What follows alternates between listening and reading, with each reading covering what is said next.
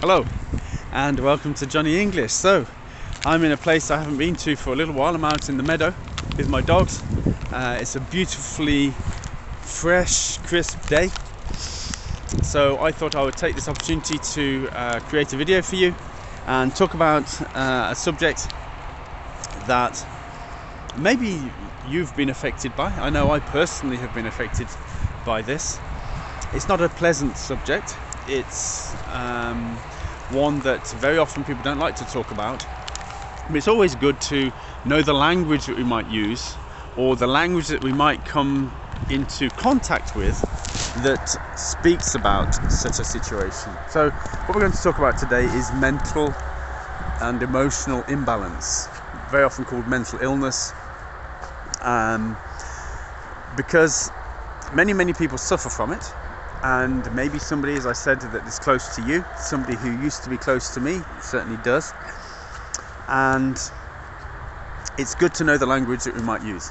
Now, what I'd like to do is offer a little bit of a disclaimer, because sometimes the language that is used for mental illness is not very pleasant.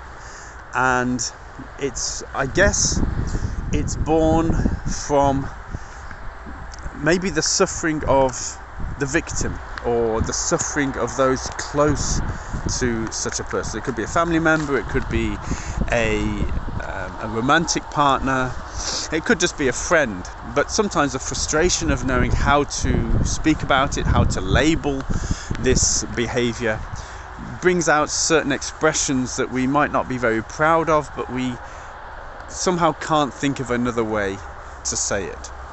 So what I'd like to say is that these aren't my feelings specifically about a certain person or certain mental illnesses or emotional illnesses, and I don't necessarily use these expressions, but these are expressions that you will hear. You may read them in books, you may hear them in films.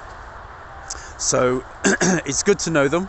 It's a little bit like swear words. We might not personally use we might not personally use swear words, but it's good to know them so that when we hear them, we just understand them from a language perspective. So what can we say about people who have emotional or mental illness? So you might hear expressions such as mad as a hatter. Mad as a hatter. Now that comes from Alice in Wonderland, a very famous English book made into a film, and the Mad Hatter was made famous by the actor Johnny Depp. His behaviour was erratic, he was clearly mentally ill, so we use the expression mad as a hatter. Now this phrase, mad as, we use it very often in English to describe such a situation. But the ending of this expression, mad as, we can have mad as a box of frogs, as mad as a bag of cats. All of them express this condition of not knowing how somebody is going to behave from one moment to the next. So the important part is the mad as bit, because you can insert whatever you want at the end, and it serves the purpose of describing this condition. And obviously in English we can become quite inventive and creative when it comes to the second part of this mad as you see from mad as a box of frogs, mad as a bag of cats. They don't really mean anything, but they just infer the erratic behaviour of the person who might have emotional issues. We can use just very basic ones like crazy, or maybe just unstable. Maybe unstable is a kinder way of expressing it. Crazy, again, is not a very pleasant way of talking about such people, and we don't really mean that they are that, but again, like I said, out of frustration, we sometimes don't know how else to label it. So these are words that we will use: crazy, mad as a hatter, mad as a box of frogs, unstable, unbalanced.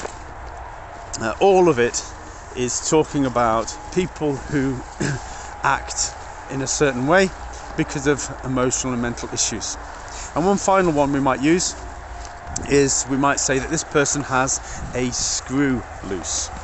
Now, of course, in engineering, it's quite important that all the parts are held together very securely, because if they're not, then a disaster could happen. The machine could break down, it could act not as it was intended, and it could cause some kind of issues and problems. So if somebody has a screw loose, it means that they are just this far away from